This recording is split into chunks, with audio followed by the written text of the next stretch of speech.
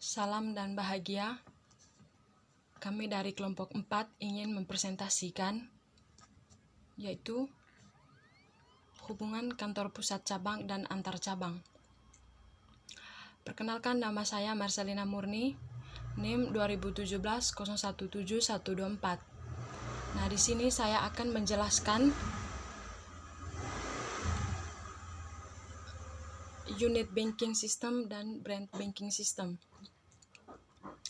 Sistem perbankan dalam praktik adalah unit banking system dan brand banking system. Pada unit banking system yaitu berlakunya pola operasional perbankan pada ruang lingkup unit tersebut saja, berdiri sendiri dan mempunyai kewenangan yang mencakup kegiatan sebatas di bank yang bersangkutan. Pada sistem ini, bank tidak membuka cabang di luar wilayah kerja atau distrik provinsi. Bank yang menganut sistem ini di Indonesia misalnya Bank Perkreditan Rakyat atau BPR. Bank yang menganut sistem ini secara umum memiliki ciri-ciri organisasinya relatif kecil, ruang lingkup operasi terbatas, delegasi wewenangan masih terbatas, keputusan kredit lebih cepat karena prosedurnya tidak berbelit-belit, dan langsung ditangani direkturnya. Kelemahan pada sistem ini bisa mengakibatkan terhimpunnya kekuasaan atau sentralistik. Nah, berikutnya itu banking system, yaitu sistem perbankan yang terdiri dari kantor pusat, kantor cabang dengan manajemen modern yang terpadu, terencana, dan ada desentralisasi kewenangan yang luas, serta wilayah operasionalnya sangat luas atau tidak pada wilayah tertentu saja. Contoh sistem ini adalah yang dianut oleh bank-bank Indonesia seperti Bank Mandiri, Bank Syariah Mandiri, Bank Muamalat Indonesia, Bank BNI, dan sebagainya. Ciri-ciri bank yang menganut sistem ini adalah ada 6. Yang pertama, bank lebih fleksibel untuk melakukan diverifikasi produk yang lebih bervariatif guna mendukung jaringan cabang atau operasional yang lebih luas. Yang kedua, bank dapat melakukan intermediari lokasi sehingga dapat tumbuh lebih cepat dan dapat mengambil peran yang lebih besar dalam perekonomian. Yang ketiga, bank dapat melakukan ekspansi fisik ke daerah ekonomi baru, terutama pusat-pusat pertumbuhan, sehingga mampu meningkatkan kemampuan ekonomi rakyat setempat. Keempat, kantor pusat membuat perencanaan jangka panjang. Cabang-cabang membuat rencana jangka pendek. Yang kelima, delegasi wewenang lebih jelas dan mantap terutama dalam memutuskan kredit berdasarkan status cabang. Biasanya ada cabang kelas 1, kelas 2, dan seterusnya yang memiliki kewenangan pengucuran kredit yang berbeda. Keenam, sistem ini lebih memungkinkan untuk menjangkau pasar terdekat dengan adanya cabang-cabang. Pada brand banking system dapat memberikan beberapa kelebihan, namun juga terdapat kelemahan, terutama ketika cabang menerima permohonan kredit yang bukan kewenangannya. Nah, berikutnya itu karakteristik kantor cabang. Kantor cabang dikelola oleh seorang pemimpin cabang atau direktur cabang yang bertanggung jawab langsung kepada direktur utama atau top management di kantor pusat. Untuk mempertanggungjawabkan pengelolaan cabang, pemimpin cabang harus melaporkan setiap aktivitas cabang setiap waktu tertentu agar kantor pusat bisa mengambilkan keputusan tertentu. Nah, di dalam karakteristik kantor cabang ini ada beberapa karakteristik sebagai unit bisnis yang berdiri sendiri, yaitu ada 5. Yang pertama, kantor cabang berdiri karena didirikan oleh kantor pusat sehingga akan dibiayai oleh kantor pusat. Misalnya, diberikan modal kerja berupa uang tunai, diberikan aktiva tetap seperti gedung, tanah, kendaraan, maupun aktiva lainnya sehingga siap beroperasi. Yang kedua, kantor cabang memiliki kewenangan untuk bertransaksi dengan pihak ketiga. Transaksi itu baik yang menyangkut penghimpunan dana maupun penempatan dana, misalnya penempatan kredit perbankan. Yang ketiga, dalam hal membelanjai aktivitas cabang, kantor cabang dapat mendanai dari sumber dana yang dimiliki kantor cabang. Namun, demikian bila tidak mencukupi akan meminta bantuan kantor pusat. Ini maksudnya dalam kantor cabang itu tidak mencukupi dana, dia bisa melakukan minta bantuan di kantor pusat. Seterusnya, keempat itu kantor cabang mempunyai kewenangan untuk menganalisis permintaan kredit, memutuskan pemberian kredit atau sampai pada volume tertentu, menyelenggarakan administrasi kredit sampai kembalinya kredit atau dilunasi, serta hal yang menyangkut penyelamatan kredit di tingkat cabang. Namun, demikian keputusan kredit harus tunduk pada standar perkreditan yang telah ditentukan oleh pusat, termasuk di dalamnya itu persyaratan-persyaratan kredit secara baku. Yang kelima, kantor cabang dapat mengelola uang tunai dari hasil penghimpunan dana maupun dari pelunasan kredit serta melakukan transaksi-transaksi pembayaran atas nama inisiatif kantor cabang.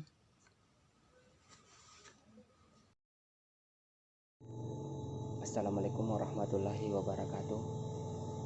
Perkenalkan, nama saya Muhammad Asraf, NIM 2017-017-148. Di sini saya akan melanjutkan penjelasan mengenai hubungan kantor pusat cabang dan antar cabang. Nah, di sini yang pertama ada penyelenggaraan akuntansi, yaitu hubungan kantor pusat dengan kantor cabang tercermin pada pencatatan transaksi di kantor cabang, yaitu RAK kantor pusat, dan di kantor pusat akan mencatat RAK kantor cabang. Contohnya, di sini ada kantor pusat di Jakarta telah mentransfer dana senilai 300 juta ke kantor cabang Surabaya. Dan pencatatannya di sini sebagai berikut. Kas di debit sebesar 300 juta dan di kredit di sini ada RAK kantor pusat. Selanjutnya di sini ada pencatatan di kantor pusat, yaitu di Jakarta. Di sini RAK kantor cabang yaitu di debit sebesar 300 juta dan kas di sini di kredit sebesar 300 juta. Dan di sini ada contoh, yaitu kantor cabang menggunakan dana dari kantor pusat tersebut untuk membeli kendaraan operasional secara tunai sebesar 125 juta. Dan di sini pencatatan transaksi ini terjadi di kantor cabang, yaitu di posisi debit kendaraan sebesar 125 juta dan di kredit kasnya sebesar 125 juta.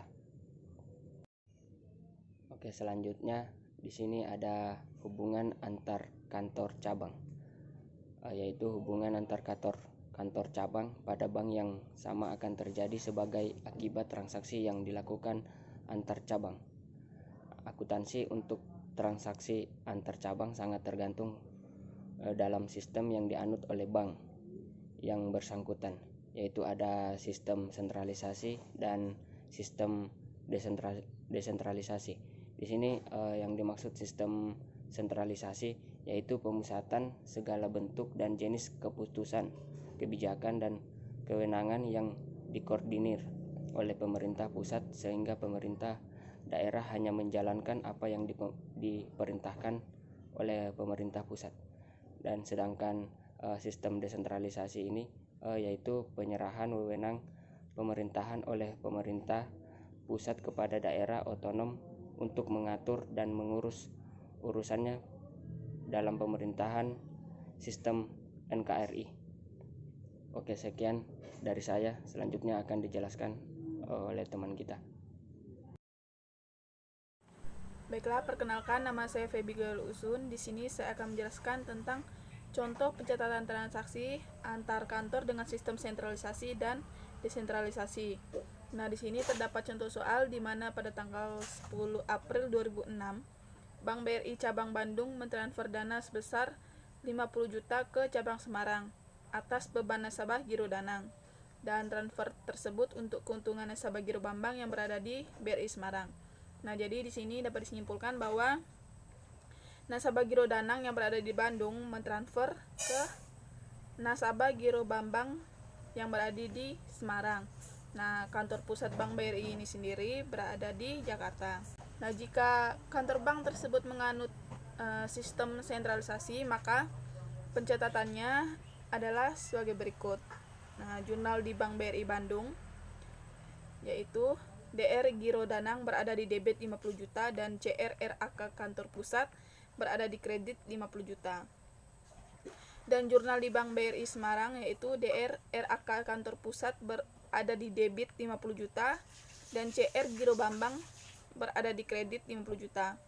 Dan untuk jurnal di Bank BRI kantor pusat yaitu yang ada di Jakarta yaitu DR RAK kantor cabang Bandung berada di debit 50 juta dan CR RAK kantor cabang Semarang berada di kredit 50 juta. Nah, jika kantor bank tersebut menganut sistem desentralisasi, maka pencatatannya adalah sebagai berikut, yaitu jurnal di Bank BRI Bandung, jurnalnya yaitu DR Giro Danang berada di debit 50 juta dan CR RAK cabang Semarang berada di kredit 50 juta.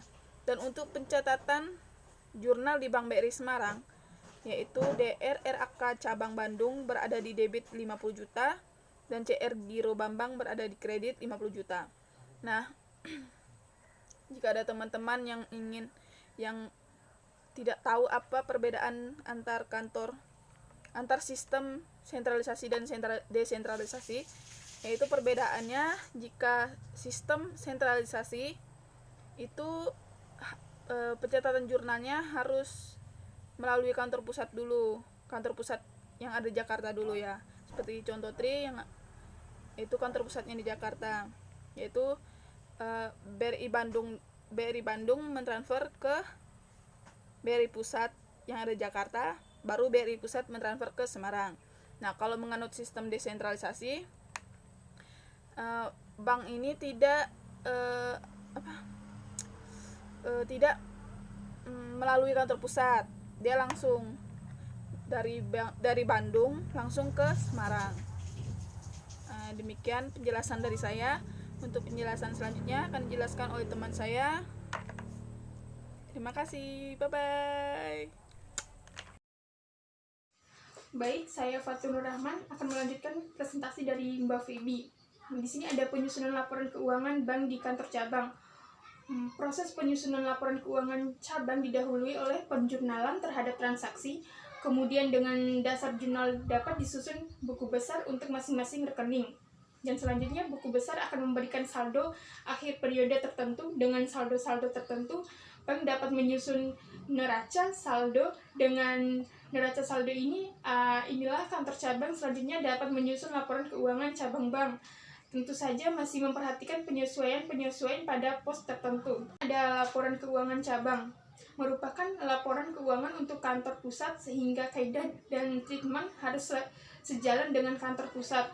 Dengan demikian, format laporan keuangan cabang juga harus sama dengan laporan keuangan gabungan atau konsolidasi dan pusat dengan memodifikasi pos tertentu, misalnya pos modal bank. Secara umum, penyusunan laporan keuangan gabungan harus memperhatikan kaidah-kaidah sebagai berikut.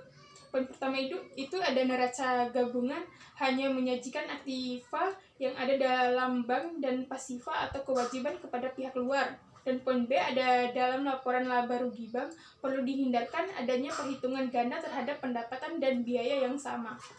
Selanjutnya ada langkah-langkah dalam menyusun laporan keuangan gabungan. Mengeliminasi saldo rekening antar kantor pusat dan cabang dan rekening atau dengan piutang kepada kantor pusat antar pusat dan cabang yang ada dalam neraca individual. Dan selanjutnya ada mengeliminasi saldo rekening antar kantor cabang dan rekening utang piutang antar cabang. Dan selanjutnya ada menjumlahkan saldo yang ada dalam neraca cabang maupun neraca kantor pusat. Dan selanjutnya itu ada menjumlahkan atau menggabungkan saldo rekening laba rugi pusat maupun cabang. Terima kasih. Sekian dari presentasi kami. Lebih dan kurangnya kami mohon maaf. Assalamualaikum warahmatullahi wabarakatuh. Salam.